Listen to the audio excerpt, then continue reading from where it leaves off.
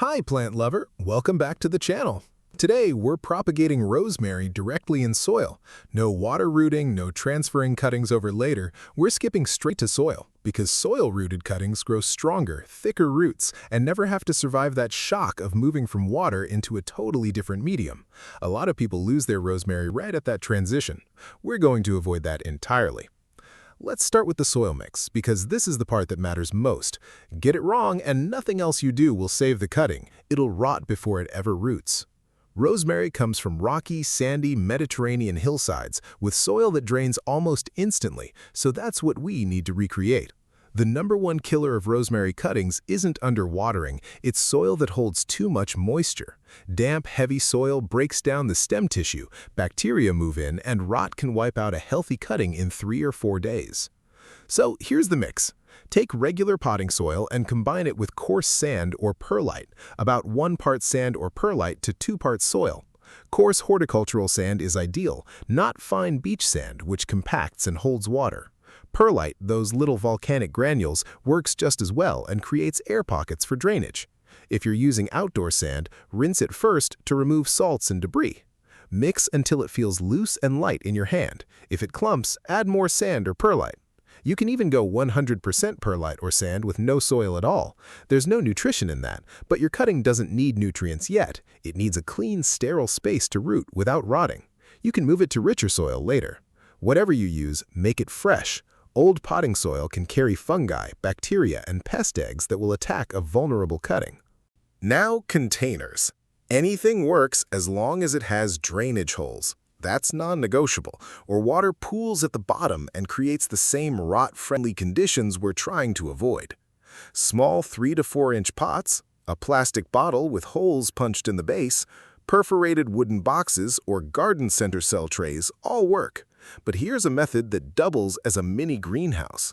Take a white or translucent plastic bucket, punch drainage holes in the bottom, line it with a bit of mesh or fabric so soil doesn't wash out, and fill it with your mix to about 1/3 of its height, say 2 to 3 inches in a 7 to 8 inch bucket.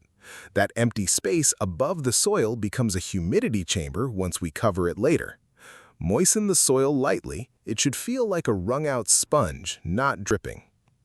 Now let's get our cuttings. Look for a plant in its vegetative state, leaves and branches, no flowers. When rosemary flowers, its energy goes into blooms and seed pods instead of roots, so avoid flowering branches, or wait until blooming finishes. Late spring to early summer is the best window while the plant is pushing new growth. Early fall works too.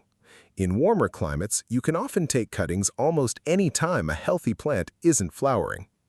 You'll notice 2 textures of growth, soft green tips that flex easily and harder, woodier stems further down. We want the zone in between, semi-hardwood, a little wood at the base but still mostly green and flexible. That roots most reliably. Fully woody stems root slower. Soft new tips tend to wilt before they can root. You'll also find 2 branch shapes. Long straight ones with no side shoots, which give you a single upright stem, and ones already showing side shoots, which give you a bushier plant from the start. Either works, just pick the growth habit you want. Before cutting, wipe your scissors with rubbing alcohol, 5 seconds, and it kills bacteria and fungi that could infect a fresh cut. Cut branches 4 to 6 inches long at a diagonal angle. This exposes more surface for roots and keeps the base from sitting flat and trapping moisture. If there are side shoots near the top, cut a few inches below them so you keep those shoots intact. Take more cuttings than you need. For 5 plants, cut 10 or 12, since not every one will root, even for experienced growers. As soon as you cut each branch, drop it in a jar of water so it doesn't dehydrate while you prep the rest. Now prepare each cutting. Strip the leaves from the bottom 2/3, leaving a cluster only at the top.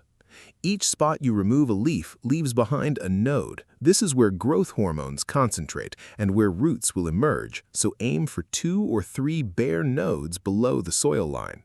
Save those stripped leaves for cooking. If a cutting has a very full, leafy top, you can trim an inch or 2 off to reduce water loss through the leaves while it's rootless. For the base, you've got options. Rooting hormone, powder, gel, or liquid, contains synthetic auxins that actively stimulate root growth, the most effective choice. Dip a slightly damp base into a separate dish of it, never straight into the main container, or you'll contaminate the whole batch. Cinnamon has natural antifungal properties. It won't speed rooting, but protects the cut tissue from infection. Dip the damp base in it. Aloe vera gel adds nutrients. Dry the base first so it sticks, and you can follow it with cinnamon for both benefits. Or skip all of it. Rosemary will root on its own. These just improve your odds. Time to plant. Poke a hole in the soil with a pencil or chopstick for each cutting rather than pushing it straight in, which can scrape off any rooting aid and damage the stem. Set the cutting in. Firm the soil gently around it, loose enough for roots to push through, firm enough to stand upright. If you're planting several in one container, place them near the edges rather than the center. Roots tend to do slightly better along the container wall. Water thoroughly and let it drain fully to settle the soil around the stems. Next, humidity. This step makes or breaks the whole process, since rootless cuttings are still losing moisture through their leaves. For the bucket method, stretch clear plastic wrap over the top and secure it, poking 2 or 3 small holes for airflow so you don't trap so much moisture that mold sets in. For individual pots, loosely bag each one with a rubber band around the rim. For bottles, just cap them with the top half. Check every 2 or 3 days. Heavy dripping condensation means it's too wet, so air it out for a few hours. Light misting on the plastic is normal. Place your containers in bright, indirect light, never direct sun, which turns the plastic cover into an oven and can cook the cuttings even with humidity intact. An east-facing window or filtered light works well. A grow light on a 12 to 14-hour timer is a good substitute. Keep the temperature around 65 to 75 degrees Fahrenheit, 18 to 24 degrees Celsius, away from vents, AC units, or drafty windows. Now you wait, the hardest part, since rosemary roots slowly. Expect 4 to 8 weeks, sometimes as fast as 3. Check the soil every couple of days. Water lightly if the top layer dries out, then recover. Underwatering is far safer than overwatering here. Some cuttings will fail, yellow or brown leaves or a blackened, mushy base, and that's normal. Remove those immediately so they don't spread rot to healthy ones nearby. The clearest sign of success is new growth. Fresh green leaves mean the cutting has roots to support them. After 4 to 5 weeks, you can try a gentle tug test. A light pull that meets resistance means roots have taken hold. Once you see growth and resistance, start removing the plastic gradually over about a week, a few extra hours each day so the cuttings adjust without shock. After that, water about once a week, or whenever the soil is dry an inch down. Once rooted and growing steadily, transplant into a 12-inch pot with well-draining soil, or into the ground in full sun with well-drained soil. Mix in sand and organic matter if your soil is heavy clay, or use a raised bed. Handle the root ball gently. Plant at the same depth, water in well. As the plant grows, pinch back the tips regularly. Each pinch sends out 2 new branches, building a full, bushy plant, and the pinched tips go straight into your cooking.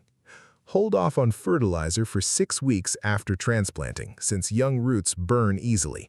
Then feed lightly a few times a season.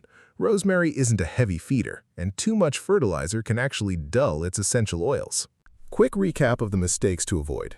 Soil that stays too wet, overwatering, choosing woody or overly soft stems instead of semi-hardwood, leaving leaves below the soil line, direct sunlight during rooting, too few cuttings, giving up before 4 to 8 weeks, and using growth-inhibited grocery store rosemary instead of garden-grown cuttings. That's the whole process. One rosemary plant turned into as many as you want, for free, with just soil, containers, and patience. If this helped, subscribe and hit the notification bell so you don't miss the next one. And if you try it, let me know how it goes in the comments. Until next time, plant lover, happy growing.